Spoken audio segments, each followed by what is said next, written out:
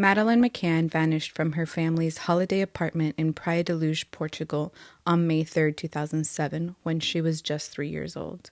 For over 18 years, this case has been marked by a shifting list of suspects, false leads, and an ongoing international police investigations. Before I begin, I want to give a quick heads up. This is a really complex case with lots of conflicting information out there. I've done my best to gather and organize what I could. But just know that some of this information is based on public reporting and might not be completely accurate. My goal is to give an overview and not present the final word on what happened. I want to start off by telling a little bit about Madeleine's personality. Based on several accounts from her family and others that knew her, Madeleine was a happy, active, and outgoing child. Before her disappearance, she lived with her parents and her younger siblings, who were twins, in Rothley, Leicestershire, England. Madeleine was described by her parents as a popular child with an engaging personality. She had a lot of energy and enjoyed running, swimming, and playing, and was a very caring older sister to her younger siblings. She was also a fan of adventure and loved games. On April 28, 2007, the McCann family, parents Kate and Gary, with their 3 children, arrived on a vacation in Praia da Luz, Portugal, where they planned to have a holiday with a group of friends and their children. I would say that this was probably a very nice vacation. I'm sure that they were all having fun, because there's one report that states that on the night that Madeleine went missing, she told her mother that this was the best day of her holiday. According to Kate and Gary McCann, on May 3, 2007, the night of the disappearance, they leave their children asleep in their ground floor apartment to go have dinner with their friends at a nearby tapas restaurant. Now, this restaurant was very close to the Ocean Club. Reports say that it was about 60 yards, which I did the math, and it's 180 feet away. So supposedly throughout this vacation, they requested to be sat at the same table every night because they wanted to be close to this apartment, and they had like a system going. Allegedly, the staff knew that they were leaving their children alone, asleep in the apartment, and running back and forth to see them during dinner. So while at dinner, like I said, they had this system going where one parent would go back to the room to check on the children every 30 minutes. On that night, Gary McCann, Madeleine's dad, made the first check at around 9:05 p.m. and saw that the children were asleep and everything was fine. The next friend, Matthew Oldfield, offered to check on the McCann children when he went to go check on his own daughter in the apartment next door. Now, the report says that he entered in through the apartment through an unlocked patio door. Don't get me started on that. He stated that he noticed that the children's bedroom was open, like wide open, the door. And he glanced into the room and saw that the twins were in their cots and believed that everything was quiet and well. He would later mention that he didn't actually see Madeleine because she wasn't in his, view of sight, but that he thought everything was fine. He returned to the dinner table and reported to everyone that all was quiet. I have a problem with the system that they had going on. If you are going to decide to leave your children at home alone, you cannot trust that nothing's going to happen. You need to make sure that all of the doors are locked and all of the windows are locked. And why would you decide to just leave a patio door open?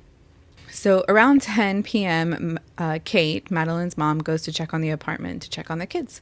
She discovers that Madeleine is not in her bed, and she noticed that the bedroom window and the shutters were open. Okay, here's where she came into a panic. She realized Madeleine is missing, and she ran back to the restaurant screaming, "Madeleine's gone, someone's taken her." I can just imagine the panic in not only her, but everyone else as she's running back to all of her friends and family stating that her child is gone. Like, I would have gone in a full-on frenzy. So the group of friends return to the apartment and immediately begin searching for Madeleine. At some point, the police are called and the search is started with the help of the staff and the guests that were around. They stay until dawn, so the next morning. The local authorities here, I would say they fumbled the ball because they didn't initially treat Madeleine's disappearance as an abduction. They just assumed that the 3-year-old decided to, get up and walk out of the apartment, which I don't think could have happened, but that's just my opinion. So this delayed the response in the police with like doing roadblocks and border alerts and just doing all of that stuff. Some reports say they didn't do any of this until the next morning, about 12 hours later. So sadly, the delay in all of this gives leeway for, if someone did this, have plenty of time to flee and run away. On May 3rd, Madeleine disappears. On May 4th, the next day, the Portuguese police launched an official investigation and began interviewing witnesses. Jane Tanner, a friend that was dining with the McCanns, said that she saw a man carrying a child away from the resort at around 9:15. Jane states that she was returning from checking on her own children at her apartment when she saw a white man aged 35 to 40 of Southern European or Mediterranean appearance and was carrying a young child who was wearing light pink pajamas with floral patterns and was barefoot. The man had dark, reasonably long hair and was walking away from the McCann's apartment. At the time, Jane didn't find this alarming because she assumed it was a parent carrying their sleeping child. So that was all she thought. This witness account from Jane would later be called the Tanner sighting, and it was treated as a significant lead for years. It even led to the creation of an artist sketch of the perpetrator. However, later it would be reclassified as a misidentification by the Scotland Yard or the Met Police in 2013.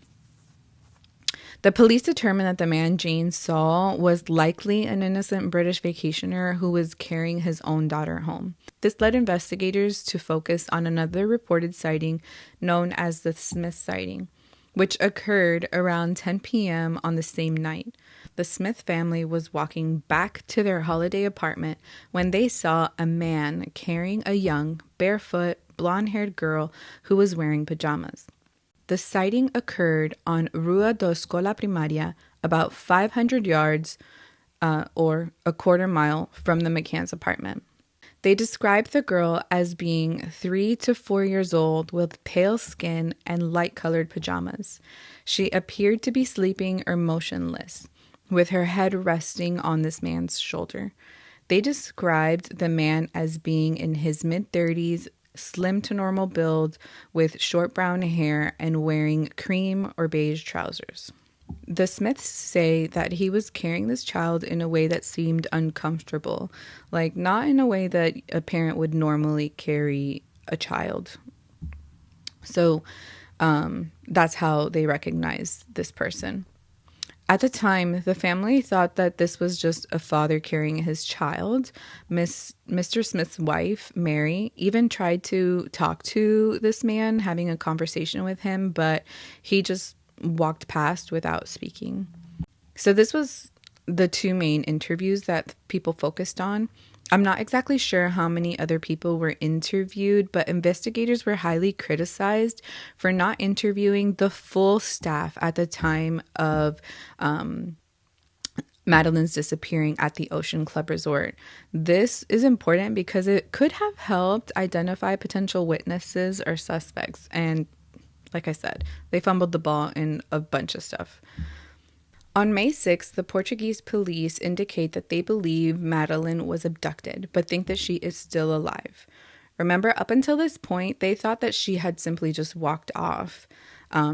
So it's important that they realize that she had been abducted.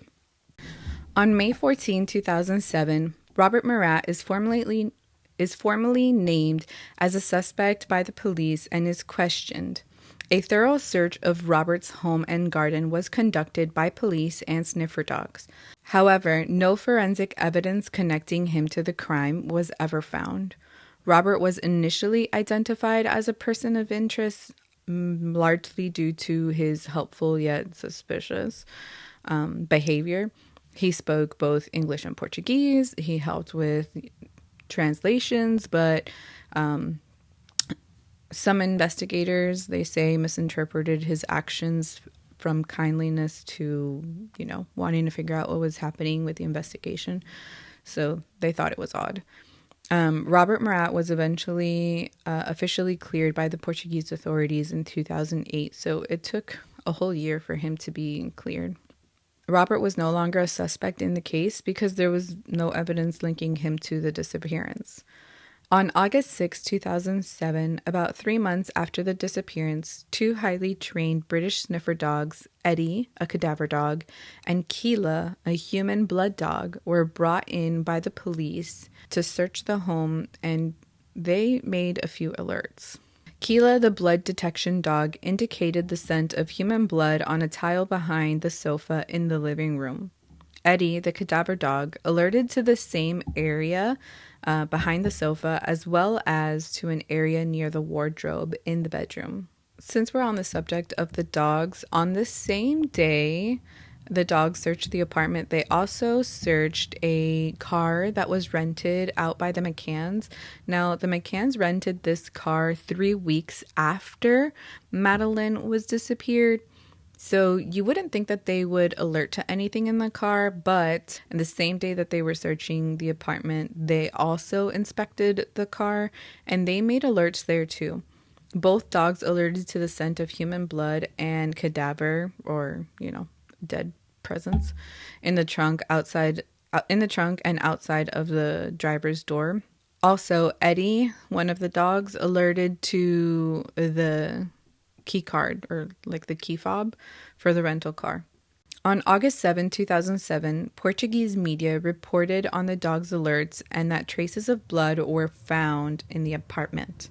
On August 23, 2007, official reports of the dog's handler, Martin Grime, were submitted to the Portuguese authorities detailing the inspections and the findings.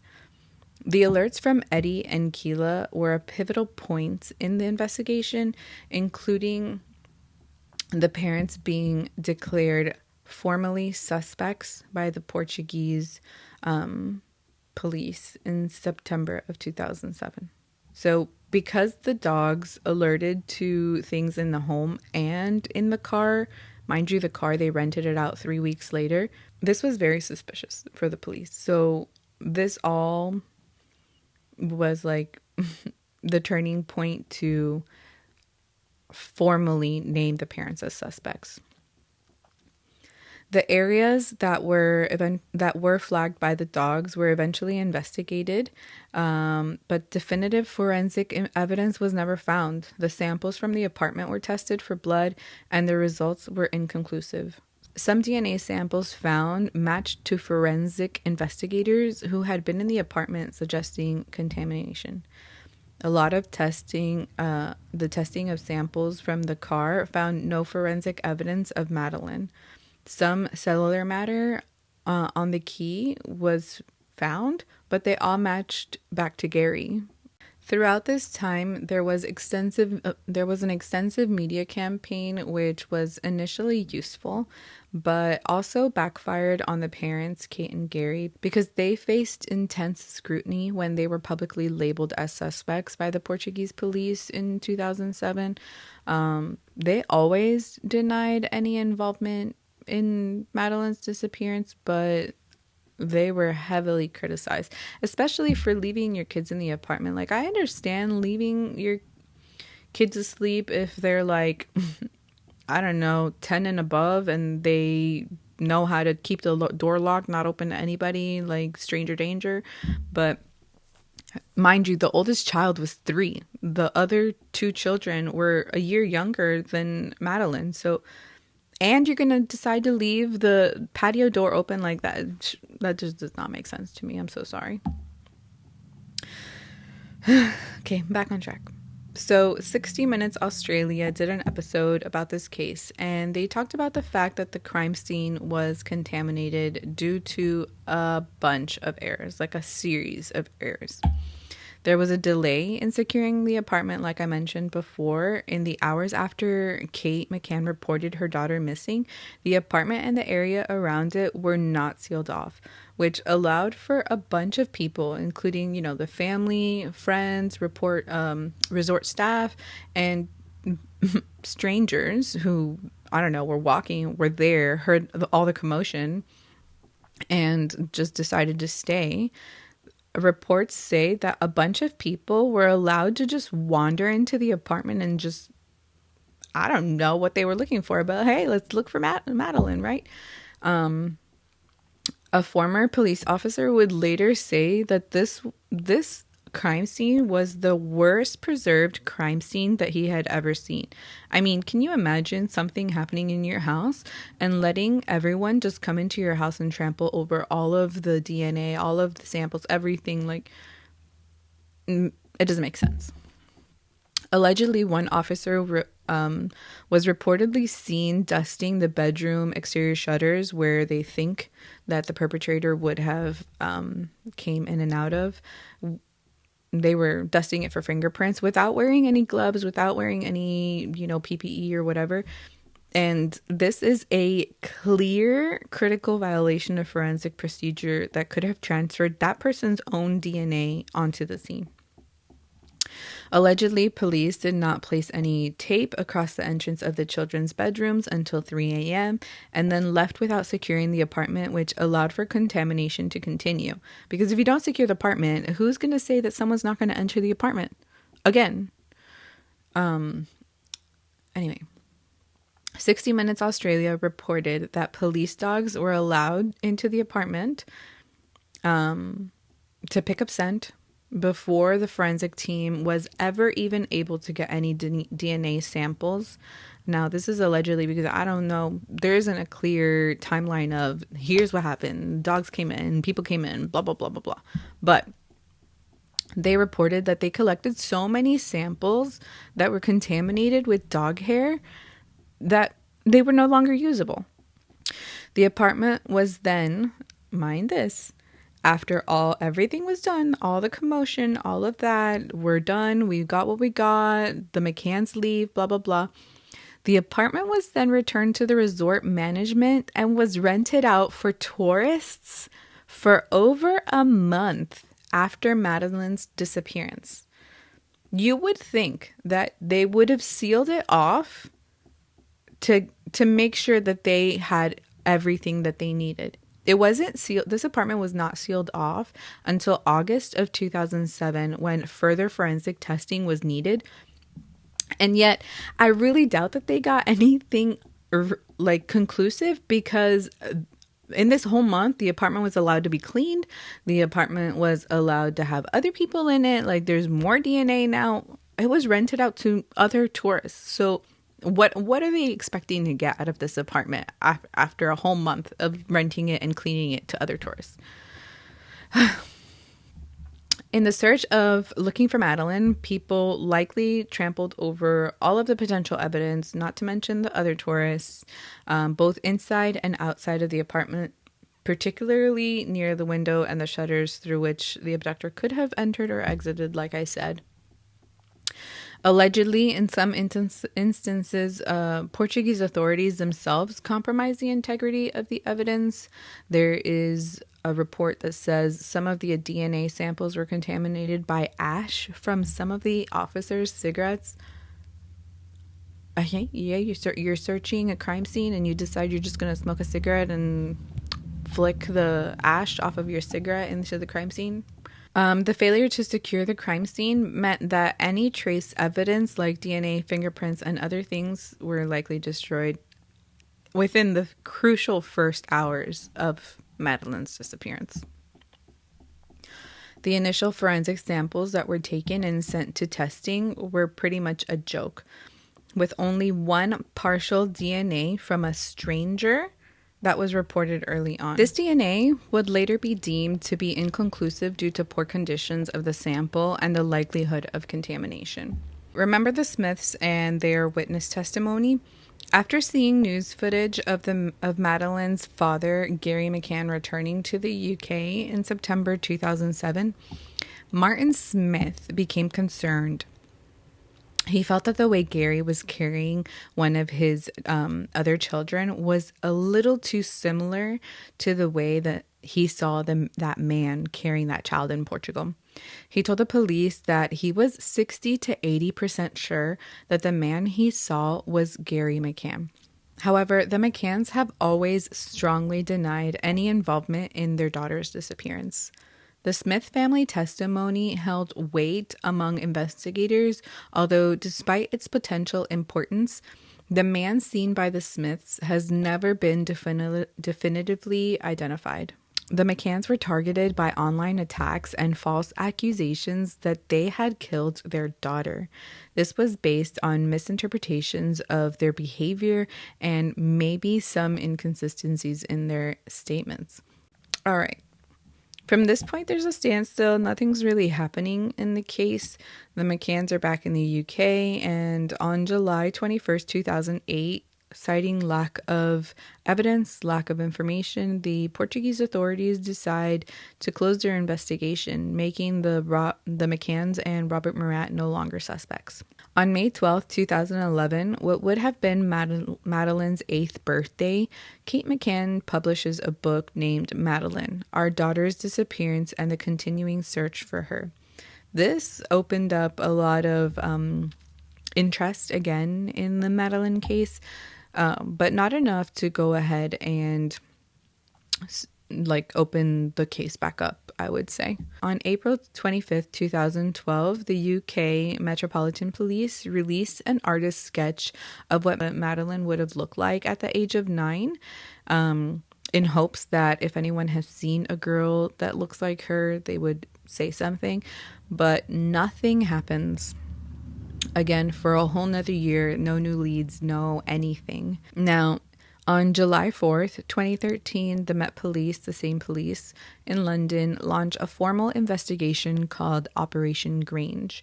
During this investigation, they introduced 38 new people as possible interests in the case. Due to the fact that Operation Grange was now launched in October 24th of 2013, the Portuguese police decide to reopen the case, claiming that they have new leads. On June 3rd, 2014, a search of the land is conducted in Praia da Luz, with investigators from both the UK and Portugal. They don't really talk online about why this search is made, just that they were following new theories, searching the land between some point and another point. On March 15, 2019, so now we're all the way in 2019, a lot has happened and literally nothing has happened.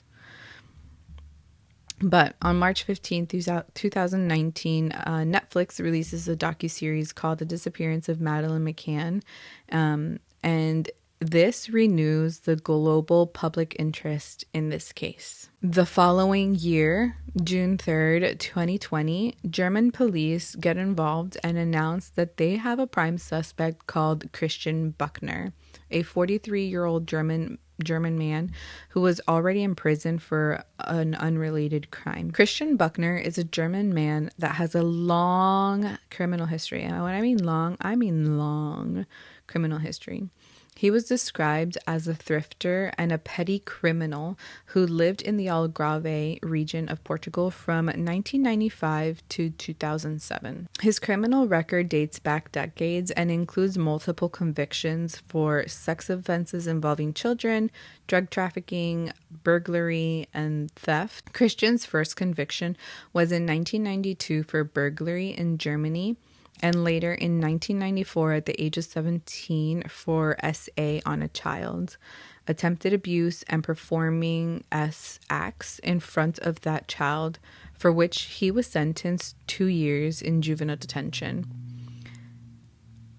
Now, I don't know what happened here, but somehow he managed to escape.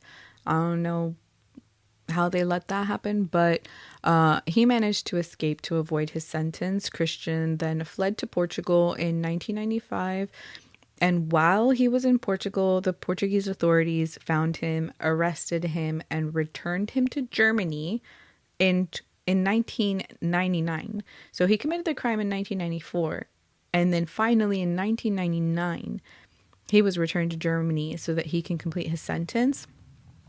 He would later serve his sentence there, but would be released in 2020. So he didn't even fulfill his full sentence. Mind you, he only got 2 years for SA on a child. Crazy. Mind-blowing.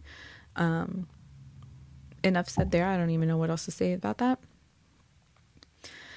Sometime after his return to Portugal in 2005, he essayed a 72-year-old American woman in Praia da Luz in the same resort where Madeleine disappeared from.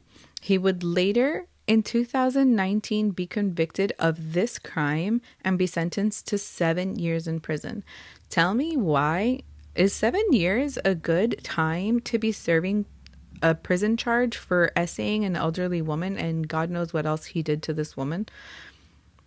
But make it make sense. In 2017, he was extradited from Portugal to Germany and served 15 months in prison for essaying a 5-year-old girl in Germany in 2013.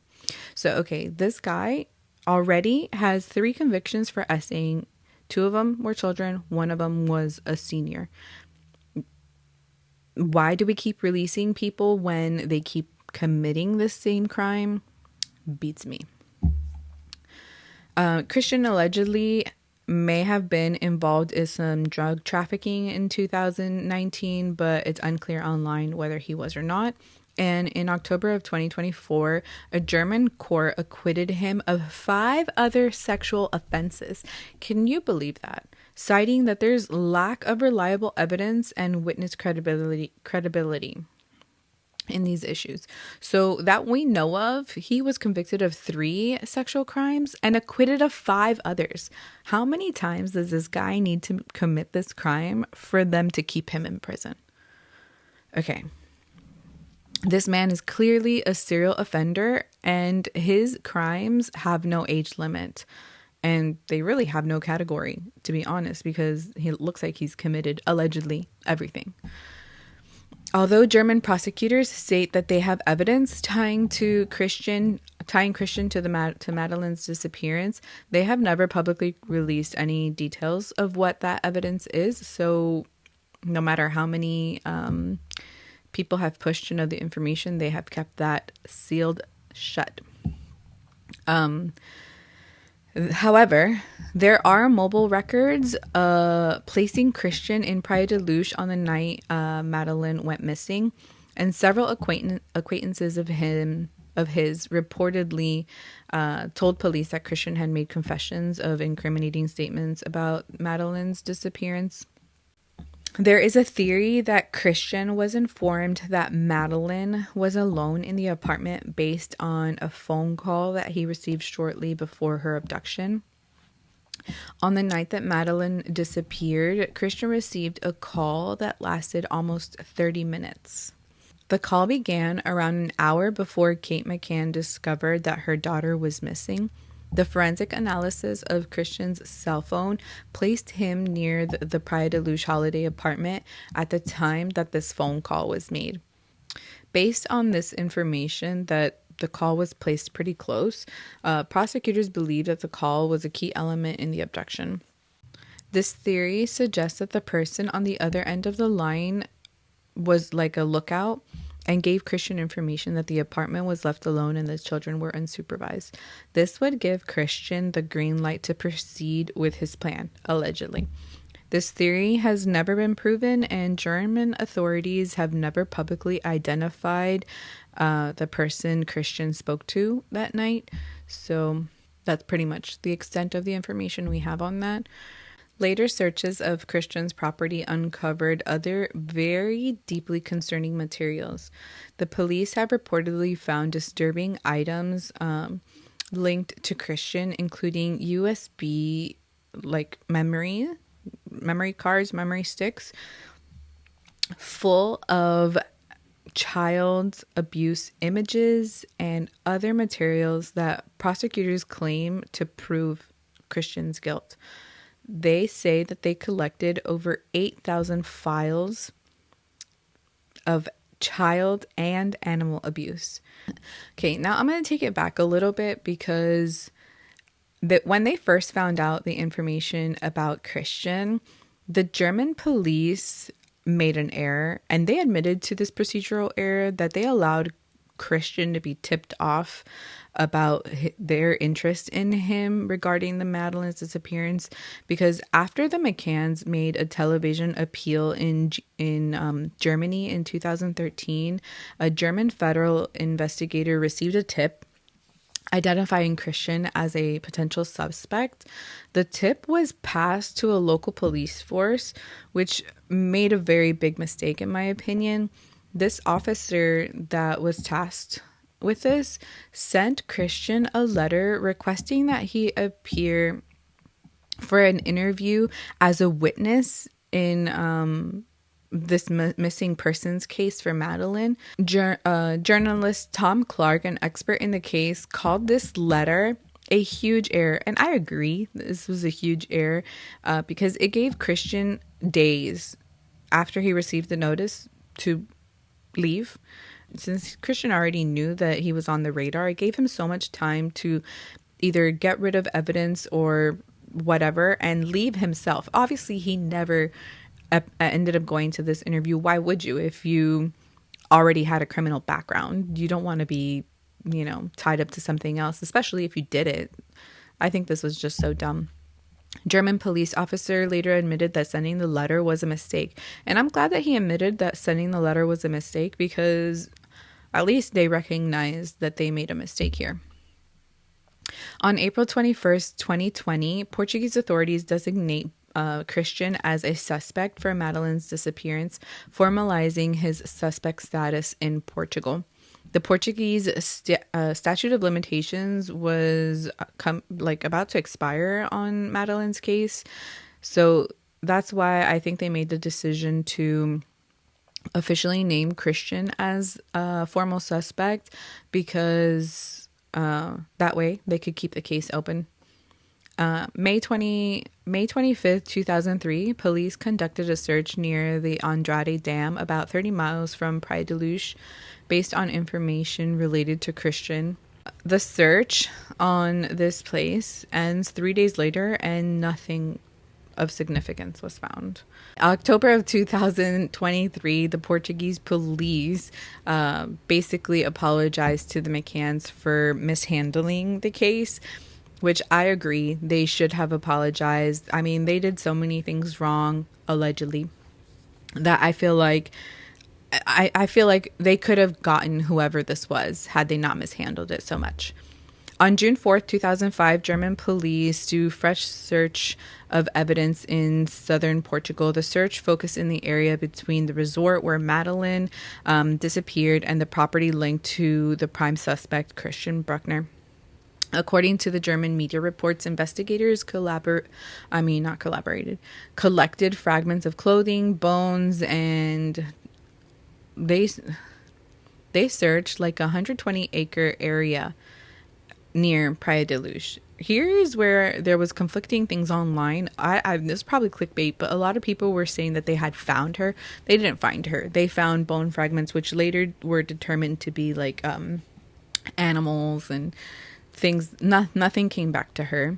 They collected samples that were sent to the German laboratories for forensic analysis. While some German media claimed they found significant stuff, like I said, they claimed that they found her, the Portuguese media reported that the bones were all from animals and clothes and homeless people that had frequented the area. Like, I think the torn clothes and stuff was all from homeless people. None of it came back to Madeleine. Which brings us to now. We're in late September of 2025. Officials have not officially commented on whether the findings are connected to Madeleine, but I feel like they would have, had they found something significant. At least they would have given us like a little bit of hope that they found something. But the forensic evidence is still to be determined, because according to them, it's going to take time to test everything. I mean, I guess they did collect a lot of stuff. So why did they do the search now? This search is important because it is prompted by Christian's impending release from prison. Authorities aimed to find the final piece of evidence needed to charge Christian in the McCann case. However, since it hasn't led to any conclusive breakthrough, they couldn't prevent Christian from being released from prison. So in September 17th of this year, just recently, Christian was released from prison in Germany after completing his 7-year sentence in the 2005 SA case of the elderly woman. Reports are being said that now, September 25th, just a couple of days ago, the British police are expected in Germany to review the case files following Bruckner's release. Christian has consistently denied any involvement in Madeleine's disappearance, as has never been charged in this case. During his most recent trial, where he was acquitted from the several sexual abuse charges, his defense team claimed that he was being unfairly tried by the media because of his connection to the high-profile case, which, to be honest, no sympathy. I have zero sympathy for you. You've already decided that you are a serial offender, in my opinion. And once you've done this to one person, you've lost sympathy from me. I don't care that you're being tried by the media. He has refused to be interviewed by the British police, and I guess they'll be monitoring him. He has an ankle monitor or something like that, like house arrest. So they're going to monitor him to make sure that he doesn't leave or does anything that they disagree with. The primary failing in the Madeleine McCann case can be attributed to the initial police response in Portugal, along with the intense media circus and mishandling of the investigation that followed. Several factors contributed to the case's breakdown, potentially losing critical evidence and hindering this investigation up until now for years. I mean, it's been 18 years. The McCanns continue to release a statement on the anniversary of Madeleine's disappearance and on her birthday. They consistently express their unwavering determination to find out what happened to their daughter. And if I was them, I would be doing the same thing, to be honest. The McCann family has commented on the latest developments in the case, including the naming of Christian Bruckner as a primary suspect. And they released a statement a few years ago welcoming the new development and thanking authorities for continuing the search and reopening the case. I don't really know what else to say here. Tell me what you think. Tell me, what are your thoughts on this case? I know it's evident that they totally mishandled this, but like, what do you think happened? Do you think Christian is the guy? Do you think it could have been someone else? Do you believe this theory that he was told that there's going to be someone in the apartment? What are your thoughts? Thank you for joining me. If you want to see another case, hopefully I will have another one soon. Thank you for watching my first case ever. And hope you all have a very great day.